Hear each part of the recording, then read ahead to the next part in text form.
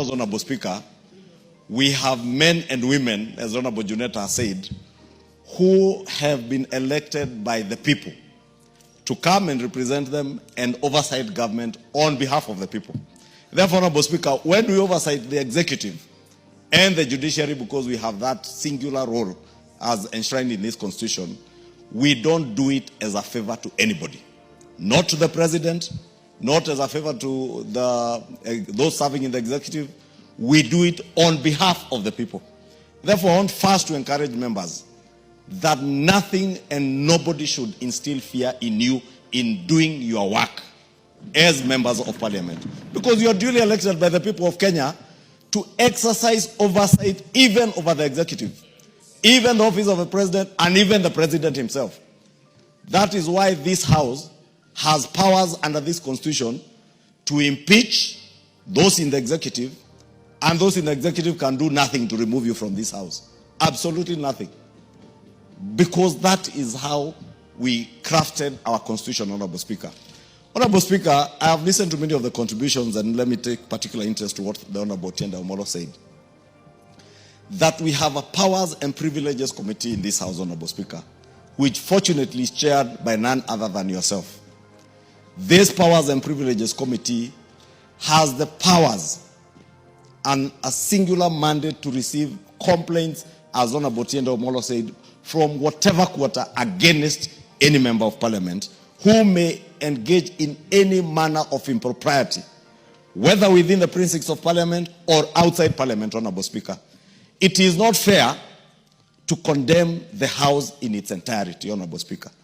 We have young members like Honorable Njeri, Honorable Joseph, who just joined this House the other day, Honorable Speaker. We have older members like the Honorable Keinan, the father of the House, who has been here for a long time, and yourself, Honorable Speaker. When this House is condemned, you are condemned. The Honorable Keinan is being condemned. The Honorable Njeri and Joseph here are being condemned. Honorable Speaker, if there are people who have suffered, I am among those people who have suffered immensely from this condemnation. I was a sponsor of that bill the Honorable Murugara was speaking about as leader of the majority. I saw yesterday when figures of 150 million shillings were mentioned that relate to the Senate. There are people who went on social media to say, oh, that is the 150 million Kimani Ichungwa used to purchase I don't know what where. Honorable Speaker. No, this time they didn't mention a chopper. They were mentioning shares I invested in a bank. But I have invested an investment I have made, Honorable Speaker, from money I have borrowed from our own parliamentary circle and my other circle in Muhasibu. Fortunately, Honorable Speaker, when they banded those stories, thinking they are maligning me, the share price of NHIF has risen by 2 shillings. And therefore that investment, by the very essence of their maligning stories, has gone up. And today I can liquidate them, pay off my loan, and walk home with a clean, tidy amount, tidy sum. But you cannot vilify me for that.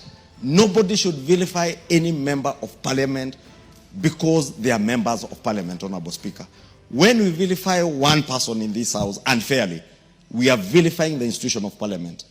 And we must protect and defend as strongly as we can the integrity, not of even ourselves as individuals, but of the institution of parliament. Because this institution is there to oversight, and we cannot have, Honorable Speaker, I was saying, we cannot have meaningful oversight over the executive if we are seen to be beyond reproach, Honorable Speaker. Let us use our Powers and Privileges Committee to ensure, Honorable Speaker, if by any chance there is any one of us, and I say any one of us, Honorable Speaker, including myself, who, Honorable Speaker, as the Swahili would say, aliye na tuhuma yoyote, let them be before the Powers and Privileges Committee and also before the investigative agencies like EACC, so that they may take action so that we protect the institution of parliament, Honorable Speaker. Two, Honorable Speaker, on the question of what is provided for in Article 94 to 96 of our Constitution, and I don't want to repeat what has been said about the powers of the House, in our sister House in the Senate, to oversight national revenue that is going to the counties. I think it is a matter, and I said it yesterday, Honorable Speaker, in that meeting, that it is a matter that is explicitly provided for in the Constitution.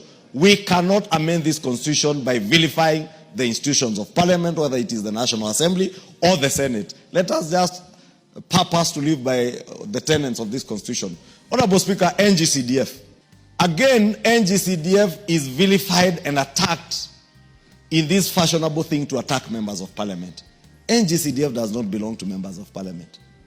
The Kikuyu NGCDF does not belong to Kimani Ichungwa. Neither does the Eldasa NGCDF belong to the Honorable Kainan Mohammed, Aden Kainan. Honorable Speaker, NGCDF belongs to the people of Kenya, to the constituents who have elected us to come and represent them here. We oversight NGCDF just like any other fund in government. Honorable Speaker, to their sittings, they called my fund manager and the board officials here, the board CEO, NGCDF board CEO.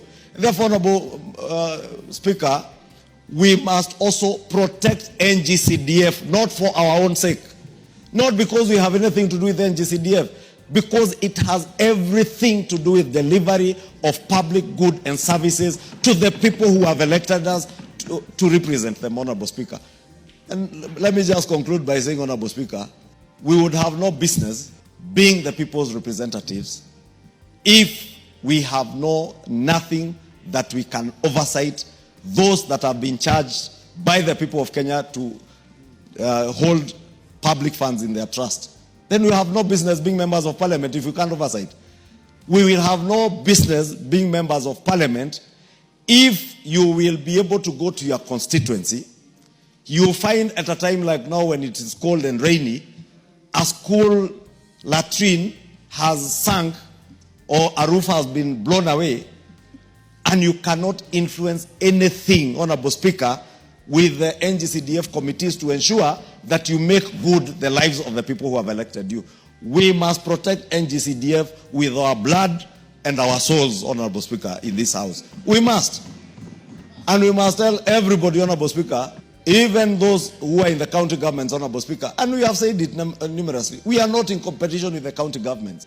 NGCDF, as Chepkonga has said, the new NGCDF Act of 2015 makes it very clear what role NGCDF plays in education, in security, Honorable Speaker. We amended the Act here the other day, Honorable Speaker, to even remove the contentious issues that were there before, like sports. And we removed them, Honorable Speaker, because we want to live and abide by what is provided for in this Constitution. Therefore, Honorable Speaker, let me say, we must, as a House, stand together, stand strong, and walk with our heads high, Honorable Speaker. If you have nothing to be suspicious of anything you do.